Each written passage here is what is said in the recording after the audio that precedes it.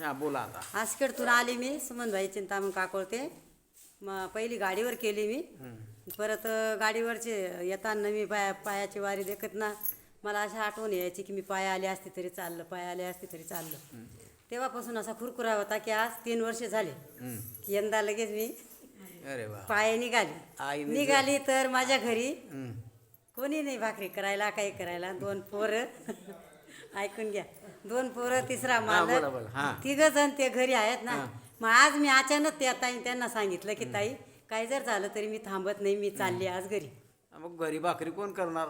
घरी चालल्यावर त्यांनी काय केलं, गाडीवालांनी मला बसून घेतलं आणि या गावात उतारलं. आम्ही सोडायला कुठे होतं, अक्कलकोवाला सोडायचं होतं. त्यांनी मला सोडलं आणि माझी फसगत झाली. मग तुम्ही मिळाले, मला मिळाले ना, तुम्ही मिळाले. मग तुम्हीच मला म्हणले माताजी कुठे चालले? मग तुम्ही कधी आश्रम शोधत आहे.